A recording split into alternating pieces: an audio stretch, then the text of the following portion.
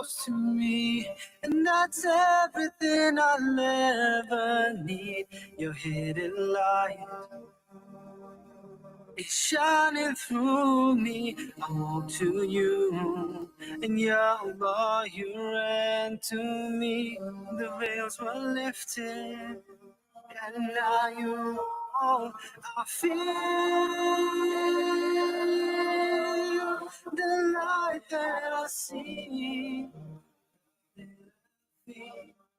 in everything, in every beat of my heart.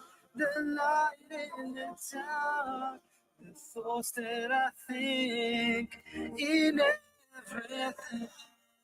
This segment is brought to you by Kenfield Auto, your RMI approved service and repair specialist. 236 Brickfield Road, Overport. Kenfield Auto. بسم الله الرحمن الرحيم ربنا إننا سمعنا مناديا ينادي للإيمان أن آمنوا بربكم فآمنا. Car won't start. Kenfield Auto. Noisy brakes. Kenfield Auto. Due for a service. Kenfield Auto. Kenfield Auto, the answer to all your car problems. Your service and repair specialist for your VW, Audi, Suzuki, Toyota, or just about any vehicle. Kenfield Auto, your RMI and insurance approved workshop to handle them all. 236 Brickfield Road, Overport. Call us on 031 207 2399. Kenfield Auto. They convince the world to believe that terrorists look like beards and thobes. Now, as the facade cracks, one martyr after another, the world sees through the broken windows and now knows the true face of terrorism. It wears suits and ties and smiles behind lies. اللهم احفظ المسجد الأقصى من اليهود الحاقدين. اللهم أعد المسجد الأقصى إلى رحاب المسلمين. اللهم وطهر المسجد الأقصى من اليهود الغاصبين. اللهم عليك بهم فإنهم لا يعجزونك يا قوي يا متين.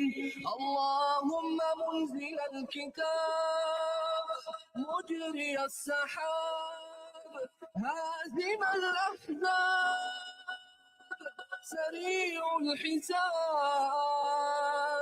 اهزم اليهود وزلزلهم يا قوي يا عزيز. Call us now on 0861 904 904. Your station, my station, our station, Radio Al Ansar. It's Riyadh Mohammed here, hosting the Next Gen show on Radio Al Ansar. It's not just a radio show, it stands as a powerful movement in its own right. It embodies the essence of individuality, creativity, and positivity, where we explore the latest trends and engage in lively discussions.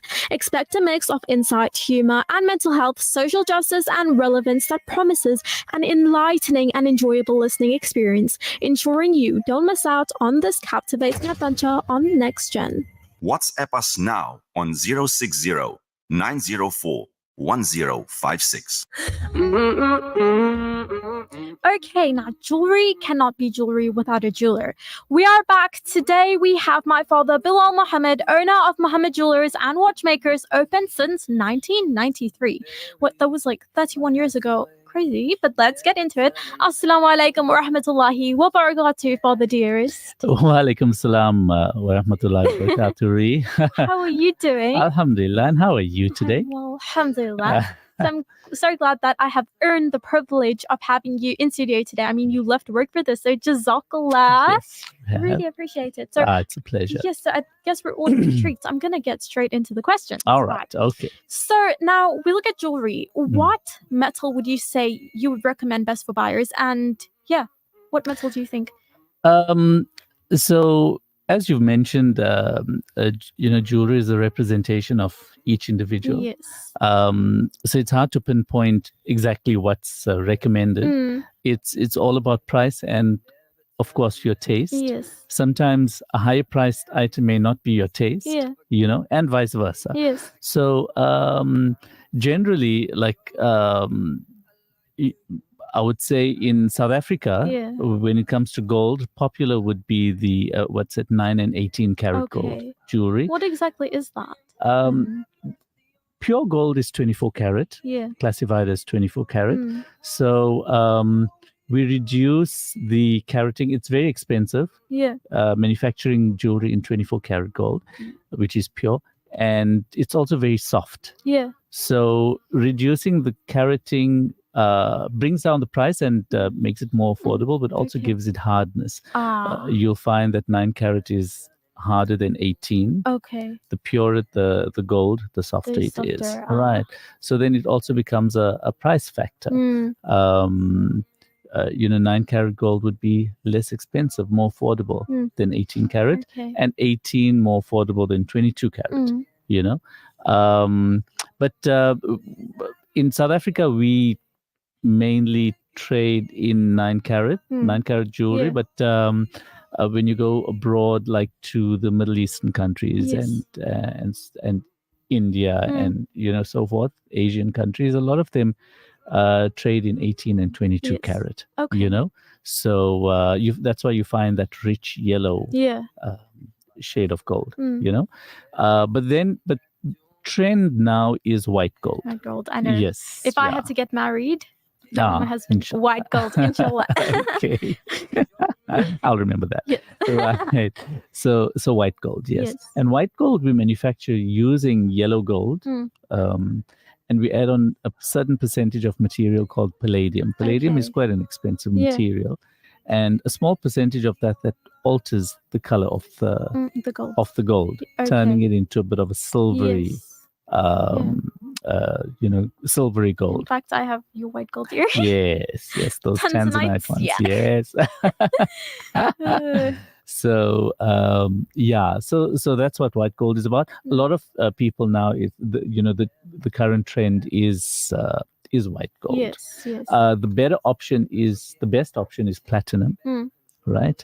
But of course, platinum comes at a very high price. So the next best thing would be either 9 karat white or 18 karat white gold. Okay, awesome. That is really interesting. Okay. So basically, coming back to your question, it's very much up to the individual and how it represents you. The next material would be sterling silver. Sterling silver is much more affordable. And a lot more cost effective. So it also depends on one's budget. As Muslims, men it's not recommended that we wear gold. So silver is quite often the option that that Muslim men choose.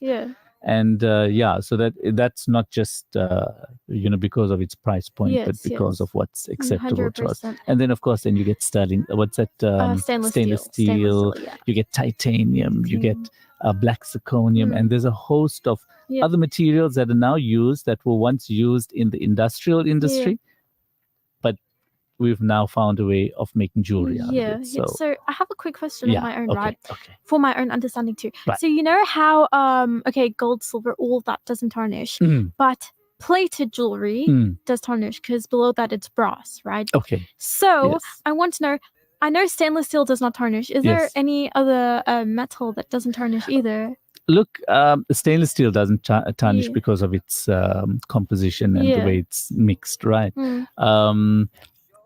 Often 22 karat gold, for example, most metals, jewelry metals do tarnish. In fact, 22 karat less quicker than 18 karat. 18 karat less quicker than 9 karat.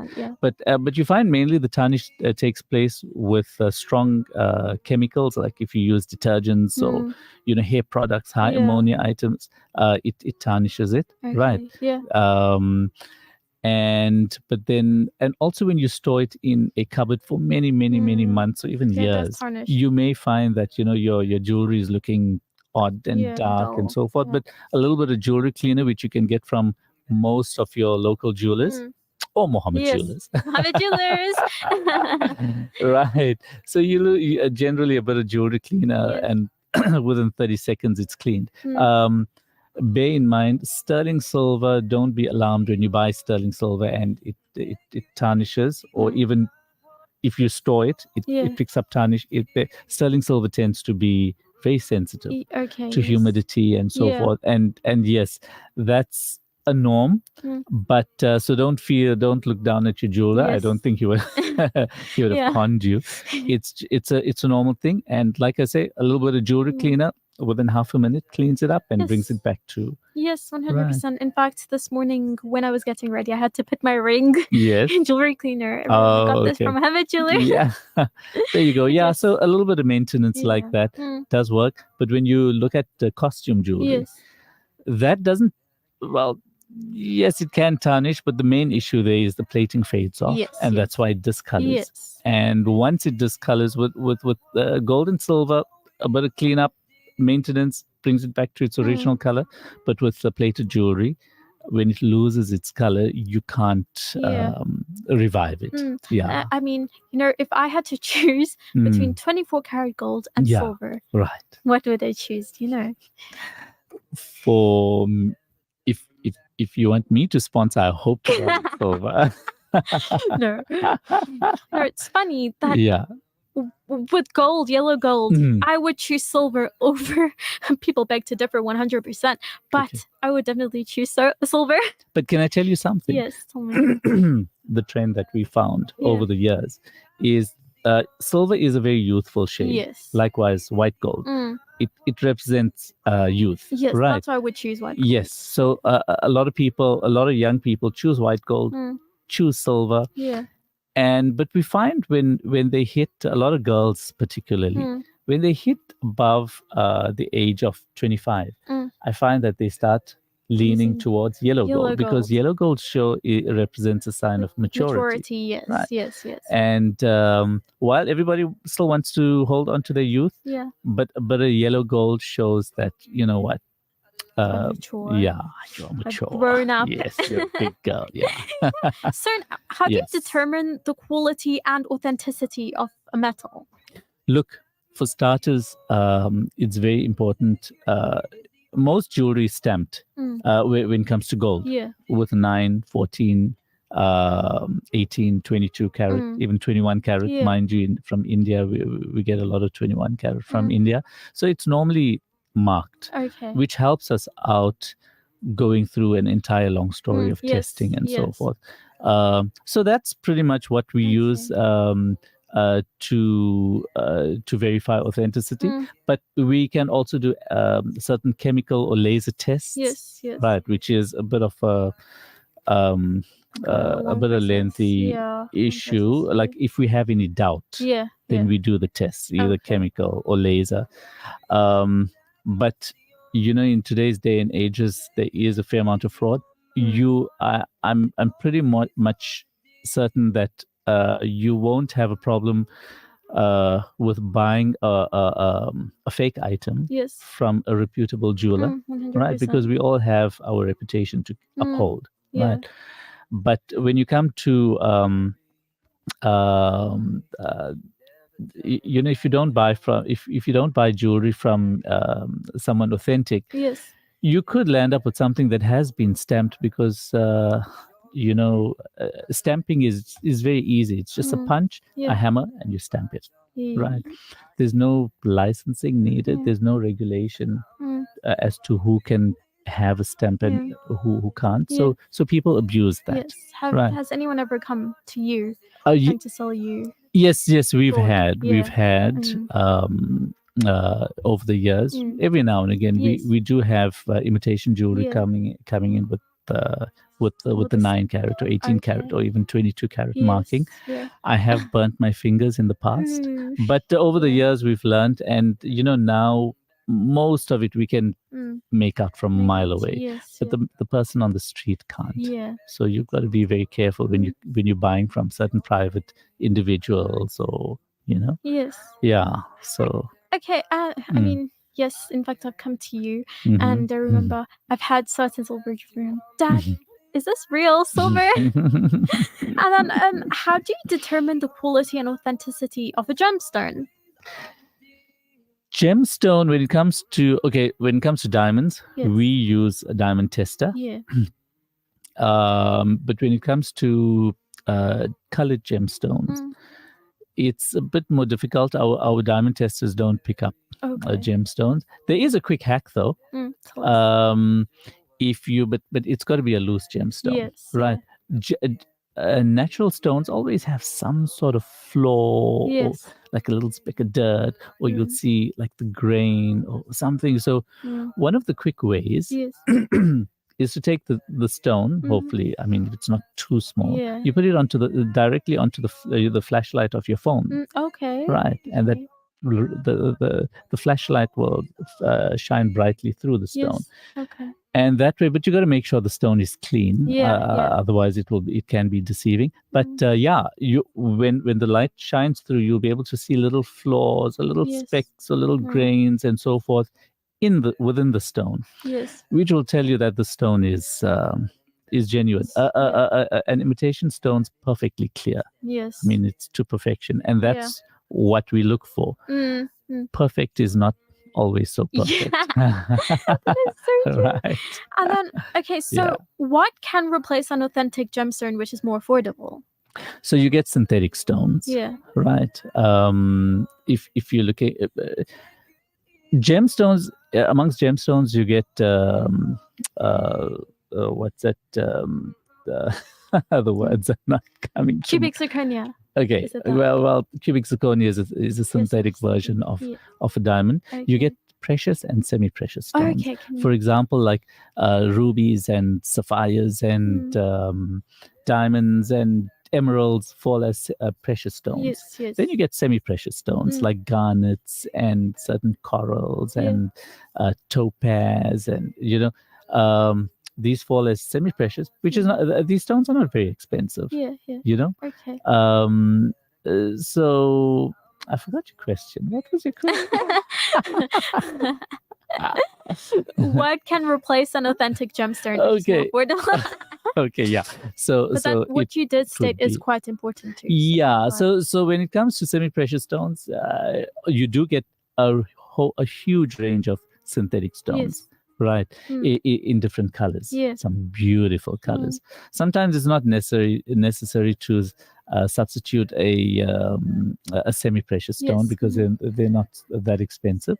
But when it comes to rubies and sapphires, and then we do get blue synthetic stones or blue cubics and red cubics, and to replicate the sapphires and the rubies and so forth. So there are alternatives. Okay, awesome. So now I've heard about the stone called a moissanite. Right. So from what I understand, it is more affordable than a diamond, but it's still authentic. It's still an authentic stone, and it can be still tested as a genuine diamond. Can you tell me about this stone and how it differs from a genuine diamond? Okay, so a moissanite, you get moissanites and you get lab-grown diamonds. Okay. Right. Lab-growns are like fairly new. When I say new, like over maybe the past 8 to 10 years, or something like that, right?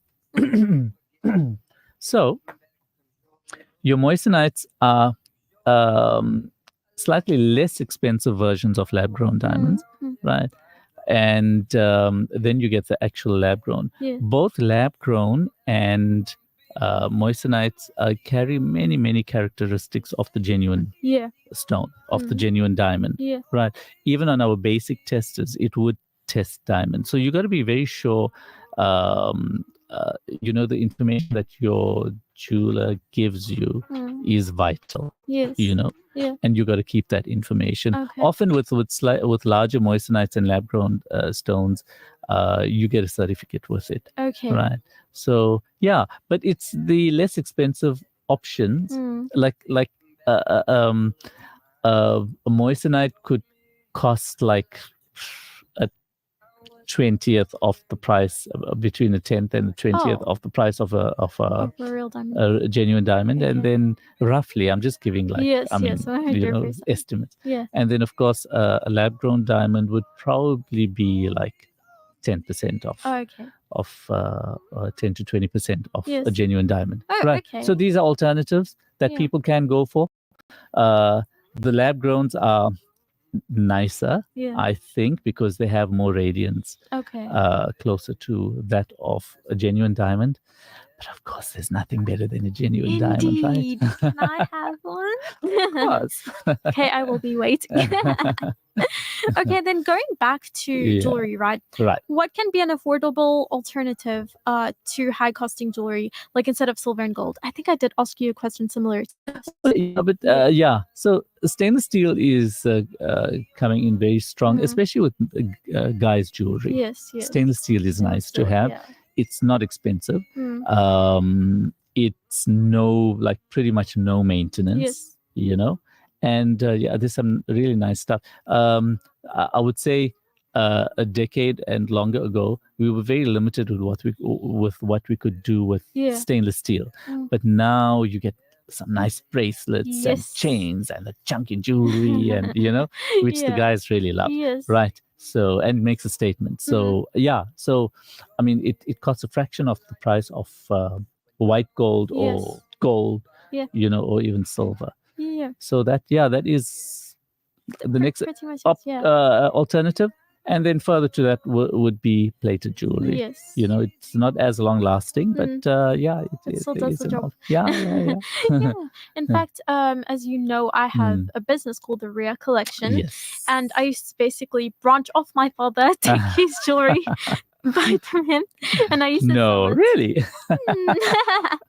And then I started, of course, personalized jewelry with stainless steel pendants and, of course, engraving, Yes. which the hands are not just me, but you. Okay. So anyway, then let's say someone comes through and wants an engagement or wedding ring made in white gold and genuine diamonds. Right. How do you go about that?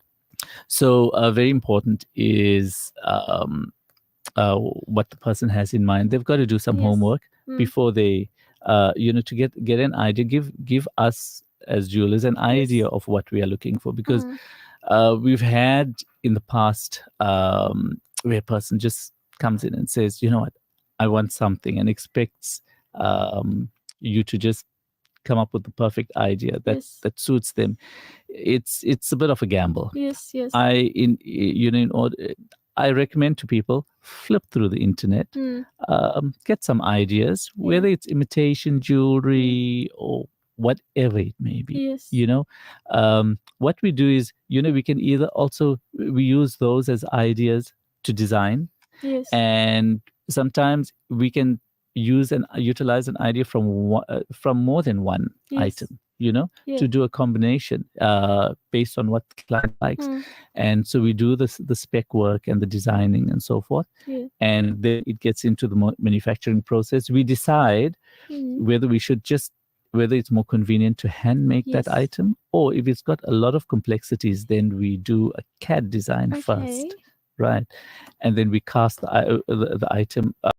We manufacture the item first in a plastic mold, Okay. right? Yeah. So it's a replica of the item in plastic, and then from there we convert that plastic to gold. It's a process. I'm giving it to you in Yes. a nutshell, but we cast it out Okay, well, that is really using that interesting. mold. Yeah.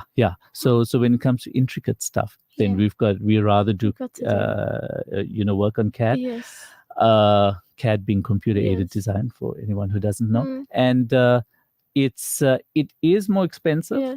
because we've got to bear in mind factor the cost of the designing, Yes. the person sitting behind the computer, Mm.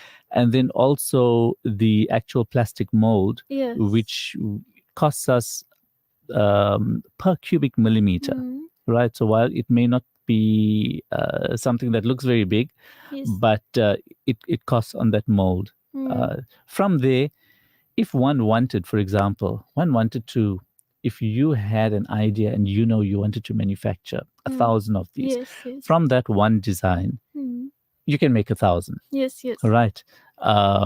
But if you're just doing one, then you have to bear, and naturally, if you're doing 1,000 pieces of the same thing, you can divide that design cost by the 1,000. But when you're doing one, then you have to expect that it's going to cost you a little bit Yes. extra on those designing, and but it's always worth it, because you're better off getting what you like Yes. and of what's course. important to you. Yeah, 100%. Mm. Oh, well, that's really interesting. Mm.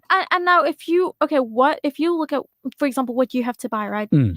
Like, what are the most popular jewelry styles or trends that you're seeing right now? Lots of stones. Yes.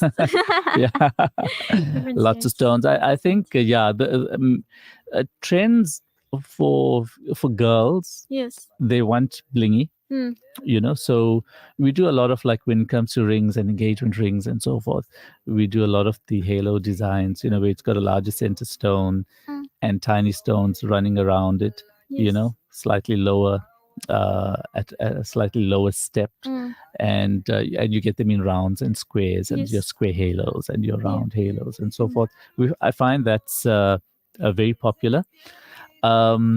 But make no mistake, Yes. the all-time favorite is still the very basic solitaire when it comes to, like, engagement rings and so forth. Solitaire, yeah. Solitaire, which is just a single stone, slightly, it doesn't have to be too high, but just a single stone diamond solitaire, or even my favorite, which is the trilogy, which has a larger center stone and then slightly lower step, Yeah. two slightly smaller stones on each okay, side. I So do it's like just that. 3 stones. Yes. That's always my favorite. Yeah, that is Yeah, beautiful. yeah, It's like yeah. simple yet Yeah. elegant. And then for guys, look, when it comes to guys, either go all seem to go all out, Yes, where I've they seen. want to bling themselves up, or Yeah. they tone it down where they just want something plain and simple. Yes. Yeah, but a lot of guys, I've lean seen. towards something a little bit Yeah. conservative. Yes. Yeah. So I do Mm. see, like, the younger generation, what they do find is, I've noticed that whenever they ask me about jewelry, they always want the black bands. Okay, yeah. Which yeah. one is suitable for them? Like the best? So you get you get black steel, Okay. but black steel is manufactured from stainless steel, and they do a black, like a black coating, which we call black anodizing. It's a plating over the Okay. stainless steel, which will wear off Yes. over time. Yes, 100%. Then you get, I've mentioned black zirconium, Yes. which is also a nice, more durable option. You get black titanium. Yeah. Yes. Titanium is a very nice, lightweight industrial Yes. material, and so inexpensive would be the black steel, Yes. but its lifespan is a bit limited. And then the more durable options would be the black titanium, or the black zirconium, or even tungsten I was just carbide. going to ask Yes, about that. yeah. I was just going Tungsten to ask about carbide that. is very nice. Yes. It is virtually scratch resistant, but it's not so much a metal; it's more ceramic. So Okay. if you slam it hard enough on the floor, can it will break. shatter and Yes. break. Oh. You find a lot of expensive watches like Rados and so forth are made from tungsten carbide as well. Okay. Do not drop them on the tiled Yes. floor, because the links will shatter. So yeah, It's risky. so that's the thing about tungsten. But that's why. But the great thing is, you know what? It's like zero maintenance Yes. on it, and 20 years down the line, it still looks like It the still day you looks bought good. it. It still maintains its mirror finish. Yeah. Okay, I recommend that then. Yeah. Okay, so how would you advise clients on caring and maintaining their jewelry? It's nice to have just a bottle of jewelry cleaner, which I tell you, it's like a jewelry cleaner and a jewelry cloth. Yes. A jewelry cloth is not just a normal cloth. Yeah. It's a lint-free cloth, and it's also got certain chemicals within the cloth. Yeah.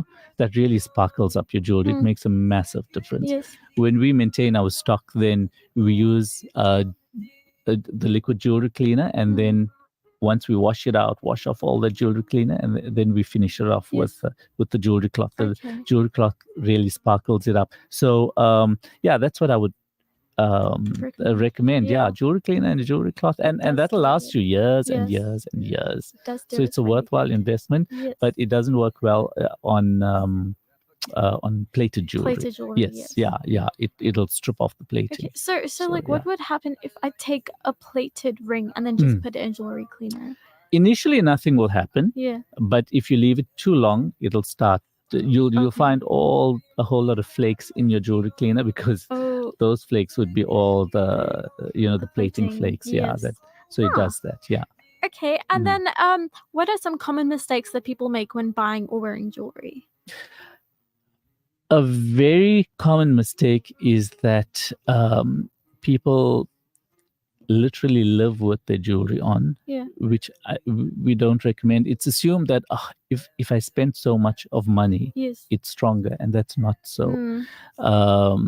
Because people, do housework, chores, with the jewelry on, with the rings on, and it's really not good. Your rings take wear in the oddest of places. At the bottom we call the bottom section the shank. You find that the shank wears down. The claws holding the stones wear down. We on a regular quite often we see worn down claws, and or you find eventually your diamonds fall off, and when you take it to the jeweler will tell you that your claws are worn so badly that there's virtually no claw holding it. So regardless of how much you've spent on your jewelry, on your rings especially, don't wear it unnecessarily. Don't wear it around the house. You're just adding more weight to it, and it can become a very expensive process to repair. Yeah, at a later stage. Okay.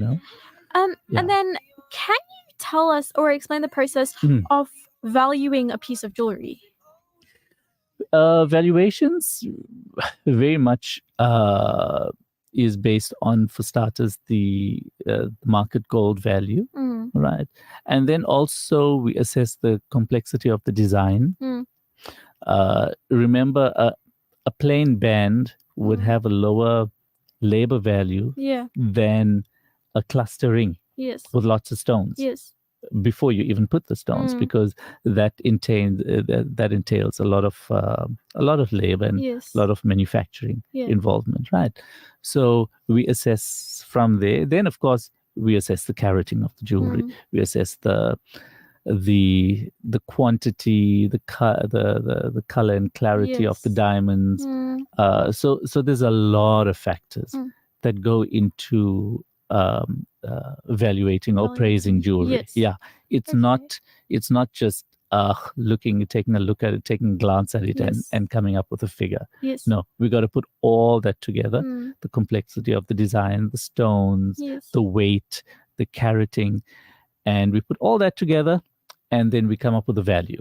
Okay. And then I have one more question, but firstly, so I myself, you guys have a business called the Rhea Collection, and I branched off my father, and then previously my main focus was sterling silver jewelry when it comes to necklaces, chains, rings, bracelets, and sterling silver jewelry. But I had to lay back on that because silver is expensive for buyers, and I am a small business, so career trusts and all these little factors became an issue, and of course a few other factors. So then I started a new range, which was my personalized jewelry range, where I engrave mainly on